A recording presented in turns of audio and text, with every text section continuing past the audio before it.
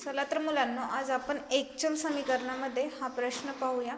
आईचे वय मुलाच्या वयापेक्षा 25 वर्षांनी जास्त आहे. 8 वर्षानंतर मुलाच्या वयाचे आईच्या वयाशी असलेले गुणोत्तर 4:9 होईल. तर मुलाचे वय काढा.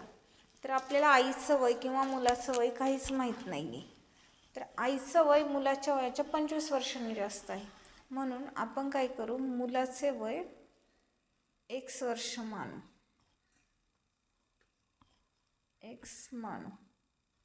मग आईचं वय काय होईल, म्हणून आईचे वय 25 वर्षांनी जास्त आहे, म्हणजेच x अधिक 25 होईल. तर काय सांगितले, 8 वर्षानंतर त्यांच्या वयाचे गुणोत्तर. मग मुलाचं वय x अधिक 8 करूया आणि आईचे वय x अधिक 25 आहे, त्यातही अधिक 8 करूया आणि गुणोत्तर काय आले आहे तर 4:9. तर हे गुणोत्तर कसं सोडवायचं ते आपण पाहूया. मी प्रश्न पुसते आहे, तुम्ही परत प्रश्न घेऊन घ्या किंवा पुस्तकात असेल तो सोडवा. तर आपलं गुणोत्तर काय आलं आहे, x अधिक 8 आणि x अधिक 25 अधिक 8. हे गुणोत्तर आलं आहे 4:9. तर हे कसं सोडवायचं, तर यांचा तिरकस गुणाकार करायचा. हा 9 इकडे गुणिले होणार x अधिक 8 आणि हा 4ला हे गुणले होणार. ही प्रोसेस अगोदर करायची आहे, एक प्रोसेस स्किप झाली. पहा, x अधिक 8 आणि x अधिक 25 आणि 8 यांची बेरीज किती येते तर 33 येते. 4:9. मग यांचा तिरकस गुणाकार करा, यामुळे तुम्हाला थोडंसं सोपं जाईल. x अधिक 33. तर पहा, 9 आणि x यांचा गुणाकार आला 9x आणि 9 आणि 8 यांचा गुणाकार आला 72.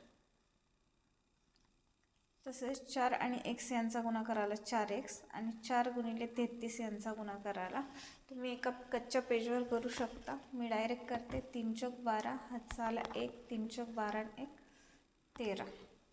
आता बघा, हा 4x इथं अधिक आहे, तो इकडं आल्यावर वजा 4x होईल. हे 72 इथे अधिक आहे, इकडं आल्यावर वजा 72 होईल. 9x मधनं 4x गेले, राहिले 5x आणि 132 मधनं 72 गेले, किती राहिले, 2तून 2 गेले, राहिले 0 आणि 13तनं 7 गेले, राहिले 6.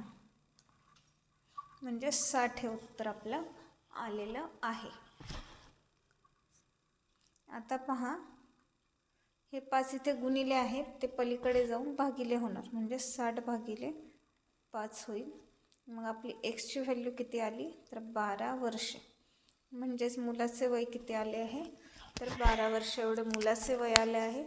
तर आईचे वय कसं काढायचं तर 12 वर्ष अधिक 25 करायचं, ते येईल आईचे वय. आपल्याला फक्त मुलाचे वय काढायला लावले आहे, त्यामुळे मुलाचे वय आले आहे आपल्या 12 वर्ष. व्हिडिओ आवडल्यास नक्की व्हिडिओला लाईक करा, शेअर करा आणि सबस्क्राईब करा. कमेंट करायला विसरू नका. Thank you for watching.